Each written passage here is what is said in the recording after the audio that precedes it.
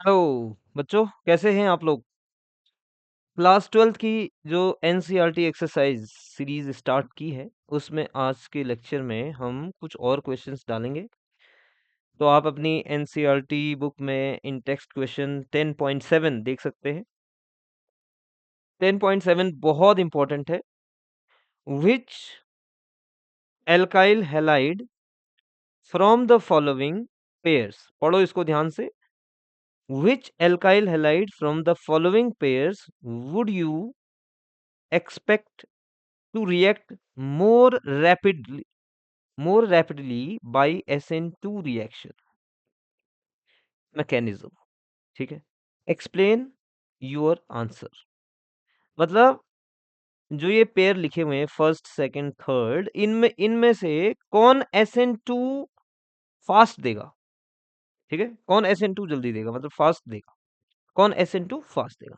मतलब जैसे first example में देखो, CH3 CH2 CH2 CH2 Br देगा पहले, या CH3 CH2 CHBr CH3 देगा। तो आपके क्वेश्चन में which alkyl halide from the following pairs would you expect to react more rapidly by SN2 reaction mechanism, explain your answer. ठीक है, question शायद समझ में आया होगा सभी बच्चों को। पहली बात देखो, मैं आपको नेक्स्ट स्लाइड में लेके चलूंगा और फिर मैं आपको बताता हूँ कि SN1 और SN2 में क्या डिफरेंस है। देखो, SN1 और SN2। SN1 का मीनिंग होता है बच्चों यहाँ पे यूनिमोलिक्यूलर, ध्यान से देखना, unimolecular nucleophilic substitution. Nucleophilic substitution nucleophilic substitution बहुत इंपॉर्टेंट है। Nucleophilic substitution unimolecular. और यूनिमोलिक्यूलर के लिए एल्काइल हैलाइड का मतलब कुल मिलाकर बात यह है कि आर एक्स प्लस कोई न्यूक्लियोफाइल आया और ये आर एन यू हो गया और साथ में एक्स माइनस निकल गया। कहने का मतलब ये है, ये एक तरह से सब्स्टिट्यूशन रिएक्शन है, न्यूक्लियोफिलिक सब्स्टिट्यूशन। कौन सी रिएक्शन है? न्यूक्लियोफिलिक। दिस न्यूक्लियोफाइल यानी halide ion is replaced by this out, मतलब इनकमिंग न्यूक्लियोफाइल, ये एनयू, ये न्यूक्लियोफाइल दिख रहे, एनयू न्यूक्लियोफाइल। सो इसको हम बोलते हैं न्यूक्लियोफिलिक सब्स्टिट्यूशन रिएक्शन। क्या बोलते हैं बच्चों? Nucleophilic substitution reaction. और एल्काइल हैलाइड जनरली क्या देते हैं? न्यूक्लियोफिलिक सब्स्टिट्यूशन रिएक्शन देते हैं। और भी देते हैं, खैर अभी हम न्यूक्लियोफिलिक सब्स्टिट्यूशन रिएक्शन की बात कर रहे हैं। ओके, अब न्यूक्लियोफिलिक सब्स्टिट्यूशन रिएक्शन यहाँ पर दो टाइप का है, SN1 SN2। Unimolecular nucleophilic substitution, and इसका नेम है बच्चों by molecular nucleophilic substitution. Nucleophilic substitution, ध्यान से देखना, by molecular nucleophilic substitution, by molecular. यहाँ क्या होता है? रेट क्या होता है? रेट इज इक्वल टू के, और एल्काइल हैलाइड पर ही डिपेंड करता है, एल्काइल हैलाइड। और यहाँ SN2 में क्या होता है? रेट इक्वल टू के और एल्काइल हैलाइड, केमिकल काइनेटिक्स याद करो ना, एल्काइल हैलाइड, एल्काइल हैलाइड, और साथ में न्यूक्लियोफाइल भी होगा। साथ में क्या होगा? न्यूक्लियोफाइल भी होगा। ठीक है, न्यूक्लियोफाइल, एल्काइल हैलाइड और न्यूक्लियोफाइल। अच्छा, ठीक है सर, ये भी आया, चलो ठीक है। ये तो SN2 SN1 की बात हुई। बच्चों, इसमें कार्बोकेटाइन फॉर्म होता है। SN1 में क्या फॉर्म होता है? कार्बोकेटाइन। और SN2 में क्या फॉर्म होता है? एक ट्रांजिशन स्टेट। ट्रांजिशन स्टेट, अभी मैं इतना ही बता रहा हूँ, ट्रांजिशन स्टेट। और order of reactivity of alkyl halide, ये बहुत इंपॉर्टेंट पॉइंट में लिखने जा रहा हूं, आप अपनी कॉपी में लिखेंगे order of reactivity, order of reactivity of alkyl halide. और ये शॉर्ट में है ना, कुछ चीजें याद रखनी पड़ेंगी आपको। Alkyl halide towards towards SN1। तो बच्चों, सबसे ज्यादा रिएक्टिव होते हैं टर्सरी एल्काइल हैलाइड, फिर सेकेंडरी, फिर प्राइमरी। मेरे ख्याल से अब तुम्हें पहले वाले का आंसर समझ में आ जाएगा। अगर आप इस कॉन्सेप्ट को वहां यूज करोगे तो आ जाएगा। देखो ध्यान से देखना, क्या लिखा मैंने? Order of reactivity of alkyl halide toward SN1 reaction, तो tertiary alkyl halide is more reactive than secondary than primary. अगर मैं SN2 की बात करूं बच्चों, SN2 मतलब क्या होता है? बाइमोलिकुलर न्यूक्लियोफिलिक सब्स्टिट्यूशन। तो अगर SN2 की बात करूं मैं, तो यहाँ पर यानी उसके बाद देखो, यहाँ पे सबसे, यहाँ पे हम लिख सकते हैं मिथाइल हैलाइड। क्या लिख सकते हैं लास्ट में? देखो तो लास्ट में यहाँ क्या लिखेंगे? मिथाइल हैलाइड, मिथाइल हैलाइड, उसके बाद प्राइमरी, उसके बाद सेकेंडरी, और सबसे कम टर्सरी एल्काइल हैलाइड। तो अगर ये ऑर्डर आपको पता चल जाएगा तो ध्यान देना। और स्टेरिक हिंड्रेंस भी यहाँ पर यूज होगा SN2 में। क्या होगा? Steric hindrance. तो आइए समझते हैं, इन सारे कॉन्सेप्ट को यूज करेंगे। Steric hindrance, hindrance, steric hindrance भी यहाँ पर लगता है SN2 में। तो ये कुछ खास चीजें मैंने अभी आपको बता दी हैं। इस क्वेश्चन करने के लिए इतनी चीजें पर्याप्त हैं। तो आइए इस क्वेश्चन पे चलते हैं। चलिए फर्स्ट स्लाइड पे आते हैं। नाउ इस क्वेश्चन पे हम आते हैं। अब देखो, आप पढ़ो इसको।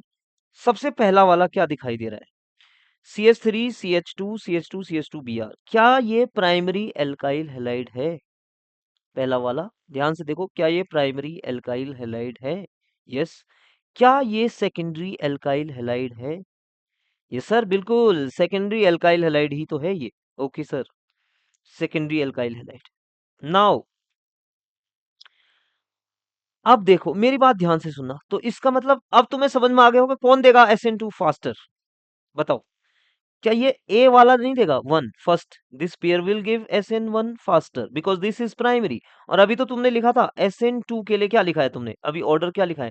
प्राइमरी, फिर सेकेंडरी, फिर टर्सरी। ऐसा लिखा है कि नहीं लिखा है? देखो पीछे देखो, आप स्लाइड नंबर 2 देखो। ये देखो, प्राइमरी कहाँ पे लिखा है? यहाँ पे, ये देखो, देखा? ध्यान से देखो स्लाइड नंबर 2 में। तो अब नाउ, तो इसका मतलब इसका आंसर मिल गया है मुझे, यानी फर्स्ट वाला यानी कि जो प्राइमरी एल्काइल हैलाइड है वो SN2 फास्ट देगा। वो क्या देगा? SN2 फास्ट देगा। और सेकेंडरी एल्काइल हैलाइड कम देगा SN2, बिकॉज यहां पर हम लिख लेते हैं अब लेस स्टेरिक हिंड्रेंस। बस यही इसका आंसर है, हिंड्रेंस। लेस स्टेरिक हिंड्रेंस है प्राइमरी एल्काइल हैलाइड में बजाय सेकेंडरी एल्काइल हैलाइड के, इसीलिए ये SN1 देगा। क्योंकि SN2 में आपका, मैंने आपको बताया था ना, SN2 में सॉरी SN1 दे, SN2 देगा, सॉरी सॉरी, SN2 देगा, मैंने SN1 बोल दिया गलती से। तो यानी कि ये जो एल्काइल हैलाइड है, ये primary alkyl halide, this will give faster SN2 reaction than this secondary alkyl halide because of less steric hindrance in this primary alkyl halide। Okay, second number पे चले आप। अब सेकंड नंबर पे आओ, चलो। ये कौन सा एल्काइल हैलाइड है बच्चों? Secondary alkyl halide. पीछे देखना, सेकेंडरी एल्काइल हैलाइड है ये। और ये कौन सा एल्काइल हैलाइड है बच्चों? Tertiary alkyl halide, tertiary alkyl halide. अब देखो, इस केस में क्या होता है? अगेन ऑर्डर देखो SN2 का, ये रहा। प्राइमरी सबसे जल्दी, फिर सेकेंडरी, फिर टर्सरी। अब यहाँ पे ये सेकेंडरी है, ये वाला सेकेंडरी एल्काइल हैलाइड है, तो इसका मतलब ये जल्दी देगा। This will give faster SN2 than this tertiary. क्यों? अगेन फिर से लेस स्टेरिक हिंड्रेंस इसमें है, less steric hindrance, steric hindrance. Again इसमें क्या है? Less steric hindrance than tertiary. Tertiary में ज्यादा होगा, उसमें कम होगा। आओ देखते हैं थर्ड वाला पार्ट। थर्ड वाला पार्ट देख लेते हैं। अब यहाँ पे ये दोनों आइसोमर हैं। देखो प्राइमरी है, ये भी देखो primary alkyl halide, primary alkyl halide. और बच्चों ये भी क्या है बच्चों? Primary alkyl halide, 1 degree alkyl halide. आ रहा ना समझ बच्चों? ये प्राइमरी। अब सपोज करो, ये ऊपर वाले मिटा दें बच्चों, ये दोनों। ठीक है, मिटा देते हैं इसको, फिर मैं ऊपर एक्सप्लेन करूंगा इसको। इस क्वेश्चन को यहाँ पे एक्सप्लेन किया जाएगा।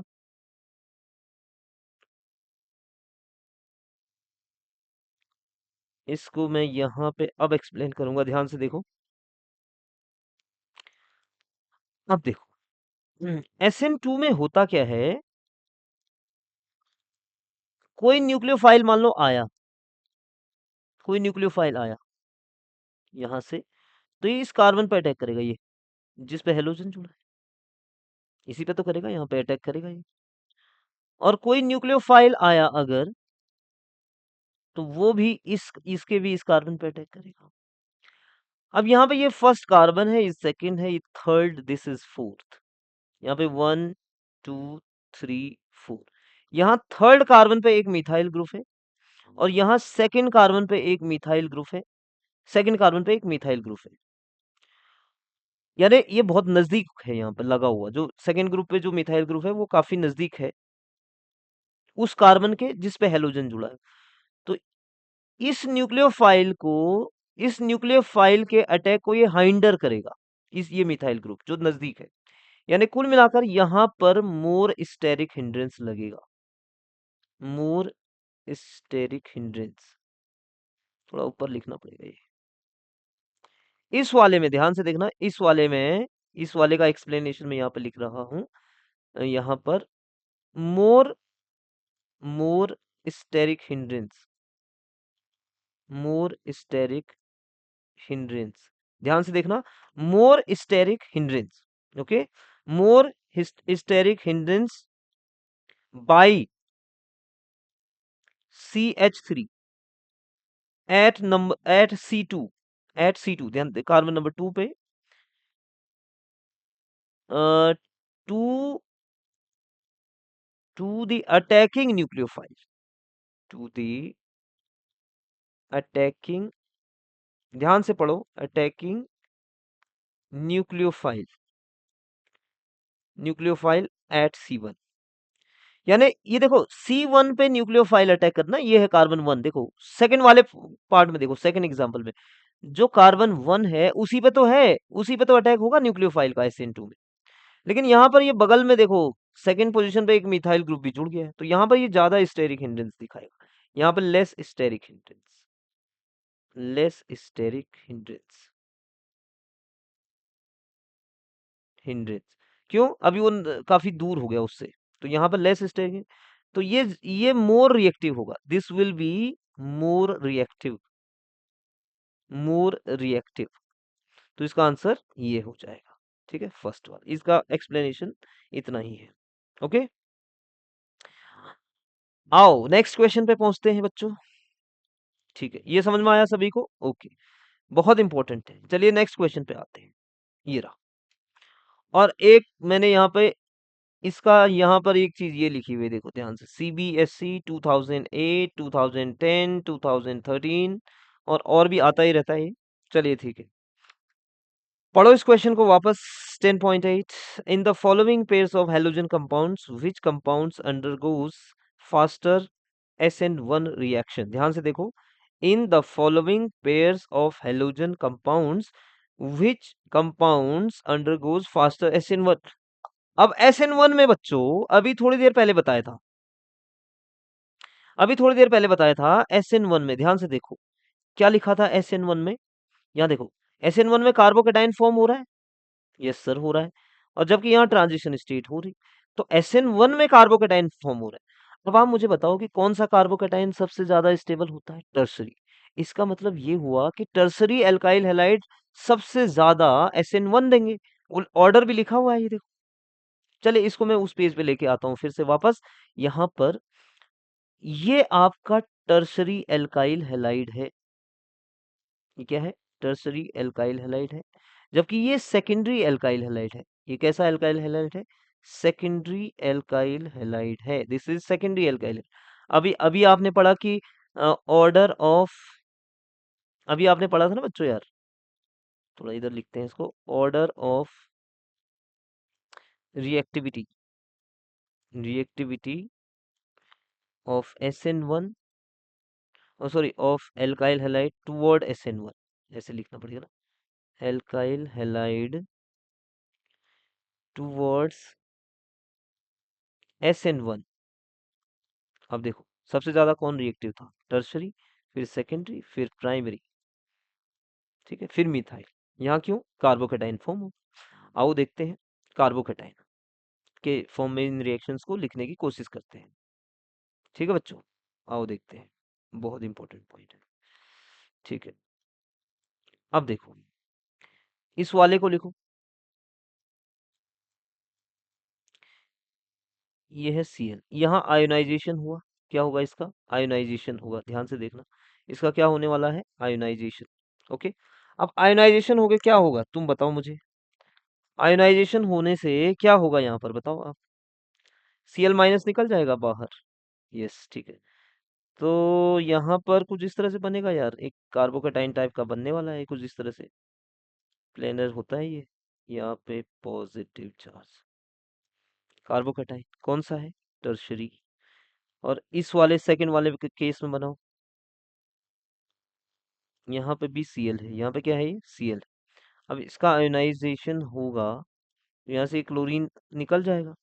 चलिए, मैंने मैंने लिखा आयोनाइजेशन, क्या लिख दिया है? आयोनाइजेशन। तो अब मुझे बताओ क्या बनेगा? ये, यानी ये कौन सा कार्बोकेटाइन है? Secondary carbocation. कौन सा कार्बोकेटाइन है? Secondary carbocation. And this is tertiary carbocation, ये वाला, ये जो दिख रहा है ना, ये टर्सरी कार्बोकेटाइन। तो कौन ज्यादा स्टेबल है बच्चों? टर्शरी, यानी this is more stable, this is more stable and this is less stable. इसका मतलब ये हुआ कि कौन देगा सबसे ज्यादा SN1? टर्शरी, ये देगा। देखो, टर्शरी एल्काइल हैलाइड इसमें ये देगा।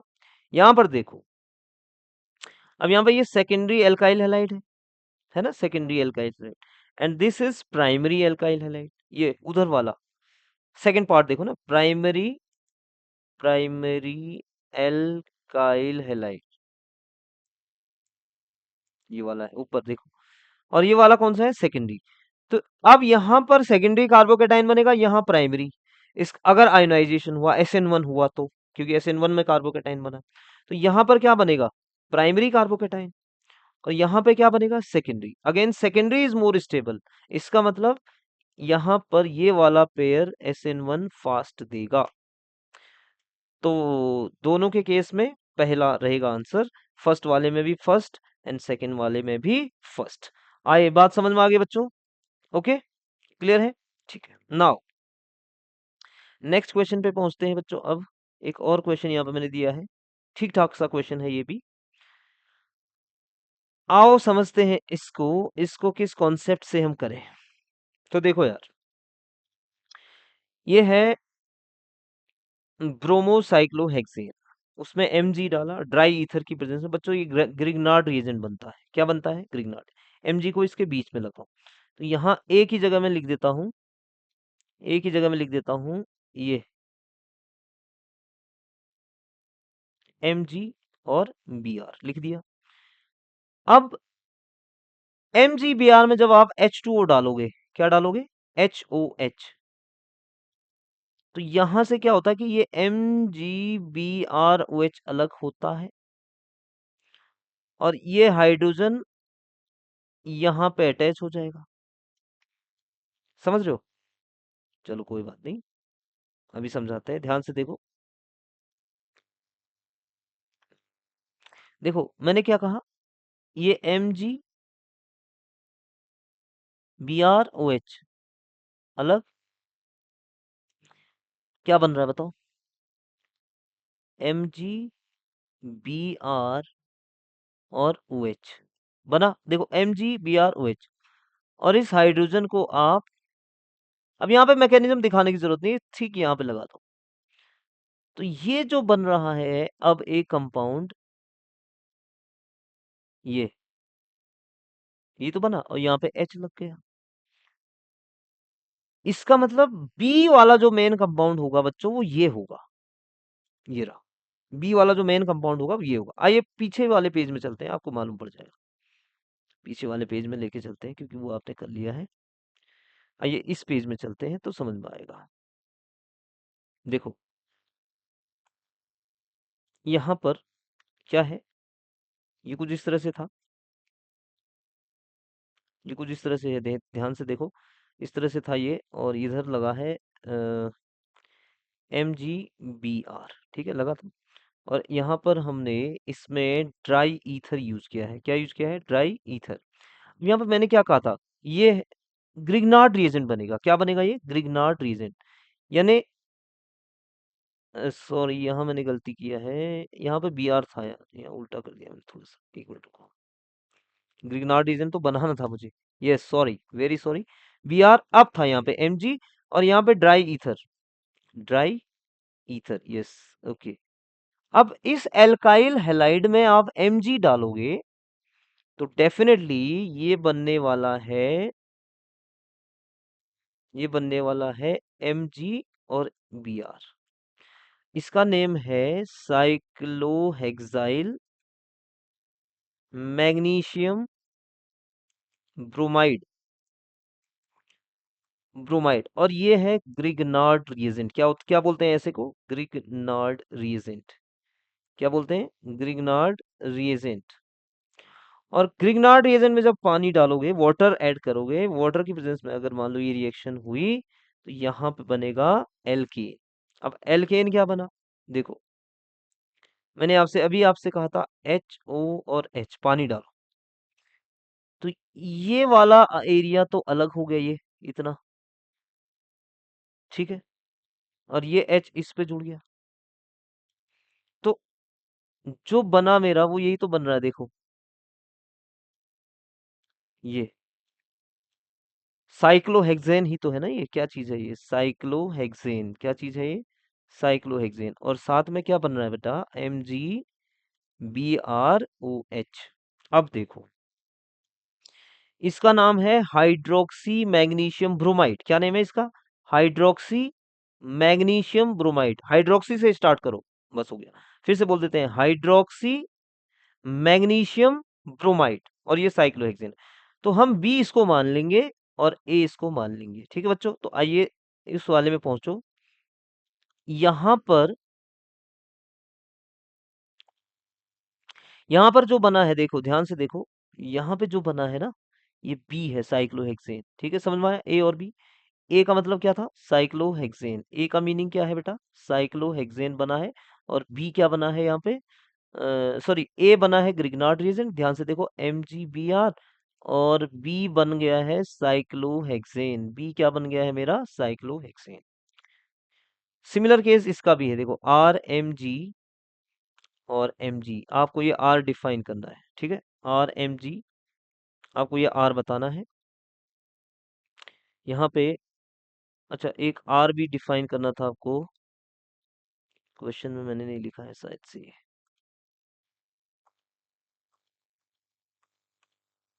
ठीक है, यहाँ पे R भी लिखो, एक और R है, ठीक है, एक और R होगा यहाँ पे, ठीक है, R लिख लेते हैं यहाँ पे, ठीक है। तो यहाँ पर ध्यान से देखो, ये R भी फाइंड करना है, तो ये R ये वाला फाइंड करना है। चलो, ऊपर वाला आपको समझ में आ गया होगा शायद से, तो आइए देखते हैं, ऊपर वाले को मैं यहाँ से हटाता हूँ।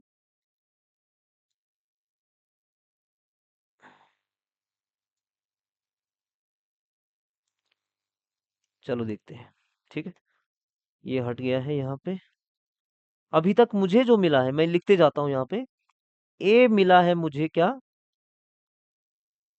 Cyclohexyl magnesium bromide. बी मिला है मुझे बच्चों साइक्लोहेक्सेन। बी क्या मिला है? साइक्लोहेक्सेन। अब यहाँ पे आर की जगह क्या लिखें?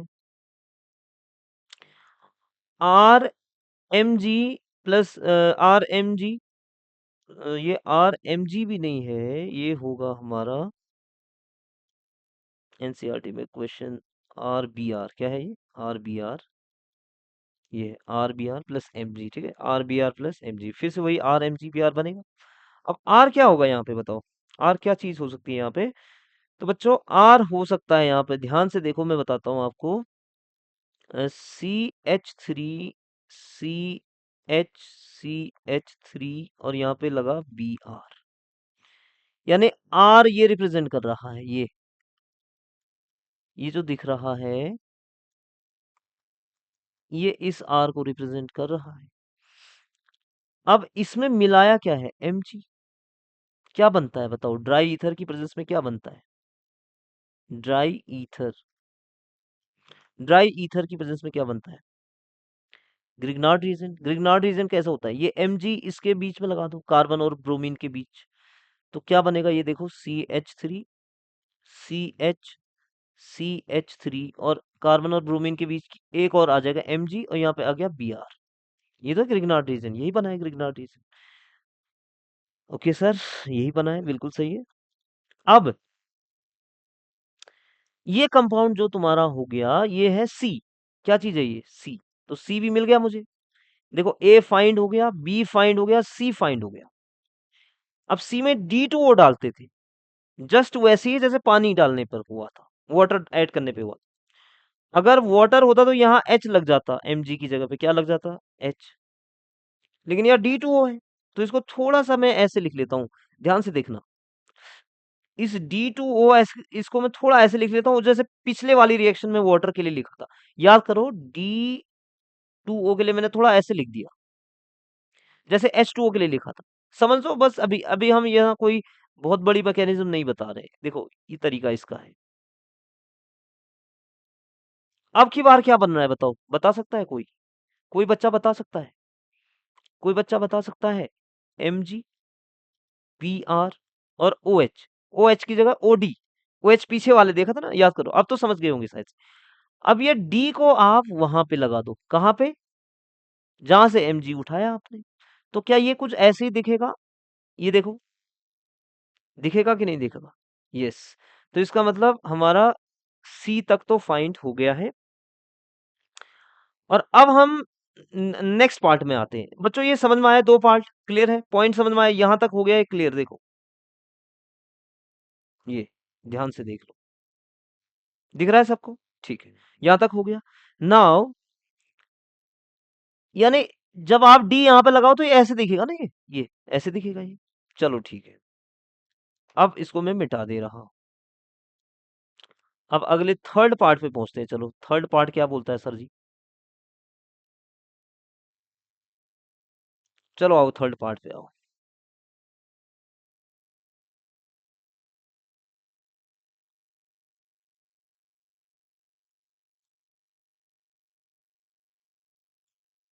अब देखो, थर्ड पार्ट क्या कहता है।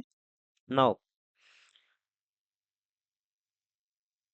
हमारा ये सी भी मिल गया था। सी क्या था? पहले सी लिख लेता हूं मैं यहाँ पे। CH3, CH, Br और CH3, ये मिल गया था मुझे। ठीक है, अब इस वाले पार्ट को करो। वैसे तो ये वाला पार्ट थोड़ा गड़बड़ सा लग रहा है मुझे, क्योंकि यहाँ कुछ इस तरह से दिया है, ऐसे कंपाउंड, तो यहाँ पे आर फाइंड करना है। ये मुझे टर्सरी लग रहा है। यहाँ पे देखो, ये कार्बन है ना यहाँ पे, तो यहाँ पे ऐसा कोई कंपाउंड होगा, CH3, CH3, यहाँ एक्स हो गया, आर फाइंड हो गया ये भी। पर ये पार्ट थोड़ा गलत क्यों है पता है? Tertiary alkyl halide Wurtz reaction नहीं देते। देते हैं, बट एक मिक्सचर मिलता है। जनरली वो एल्कीन बना लेते हैं। क्या बना लेते हैं? एल्कीन बना लेते हैं। पर पहले जैसा ये क्वेश्चन दिया है उसके हिसाब से वुड्स रिएक्शन लिखते हैं। उसके हिसाब से क्या लिखते हैं? Wurtz reaction. अब वुड्स रिएक्शन को याद करो आप लोग। वुड्स रिएक्शन क्या होती थी? 2RX+Na, 2Na, और यहाँ पे ड्राई ईथर हुआ करता है, याद है आपको? ड्राई ईथर हुआ करता है, और उसके बाद बनता है RR, और साथ में बनता है 2NaX। यही होती है ना वुड्स रिएक्शन। सबको पता है ना वुड्स रिएक्शन? ठीक है, सबको पता है वुड्स रिएक्शन। चलो, वुड्स रिएक्शन का यूज करते हैं यहाँ पे। देखो, देखो कैसे करें। सर ऐसा करते हैं, दो मॉलिक्यूल ले लेते हैं इसके। कितने मॉलिक्यूल ले लेते हैं? दो। इधर देखो, 2Na, फिर एक और मॉलिक्यूल इसी का जैसा, X, CCH3, और CH3। ध्यान से पढ़ना। अब यहाँ पे ड्राई ईथर मान लो, इधर को लिख रहा हूँ मैं, जरा यहाँ पे ड्राई ईथर, ध्यान से देखना है, इधर लिख रहा हूँ ड्राई ईथर। अब जैसे देखो, ड्राई ईथर, तो ये एक्स और Na और X अलग हो जाता है। ये आपने पढ़ रखा ना, इसीलिए ध्यान देना। तो यार, ये कंपाउंड ऐसा नहीं दिखेगा बताओ? CH3, CH3, फिर C आया, फिर CH3, यहाँ पे CH3, और इधर CH3। ऐसे तो है ये नीचे वाला, देखो ऐसी है। पर ये वुड्स रिएक्शन वैसे जनरली नहीं देता है, यहाँ पर एल्कीन बनने के चांस होते हैं। क्या बनने के चांस होते हैं? एल्कीन। तो खैर, मैंने क्वेश्चन के हिसाब से आंसर बता दिया है, बट मैं एल्कीन भी बनाऊंगा अभी, जरा ध्यान से देखना। ओके, क्लियर हो गया पॉइंट? तो यहाँ ने इसको मैं मिटा देता हूँ, इसका आंसर आप नोट करेंगे, इसको मिटा देता हूँ। अब देखो, इसको हटा दे रहा हूं मैं। कुल मिला के आर तो मेरे को मिल गया ना, आर जो डैश था वो मिल गया मुझे। आर डैश को मैं यहाँ पे लिख देता हूँ, आर डैश मिल गया है। क्या मिला? आर डैश, वो मिला बच्चों CH3 और CH3 ठीक है, ये है आर डैश। और बाकी उस पे एक्स जुड़ा ही है, तो एक्स में यहाँ पे जोड़ देता हूँ। ठीक है, मतलब आर डैश तो केवल इतना था ना, ये एल्काइल ग्रुप, ये टर्सरी ब्यूटाइल जिसको हम कहते हैं, ये वाला। और एक्स तो ये है। अब अगर इस पार्ट को हटा दें, ये तो वुड्स रिएक्शन के हिसाब से मैंने आंसर लिखवा दिया है आपको, बट अगर वुड्स रिएक्शन नहीं देगा तो ये एल्कीन बनाता है जनरली। क्या बनाता है? टर्सरी एल्काइल हैलाइड क्या बना लेते हैं? एल्कीन बना लेते हैं।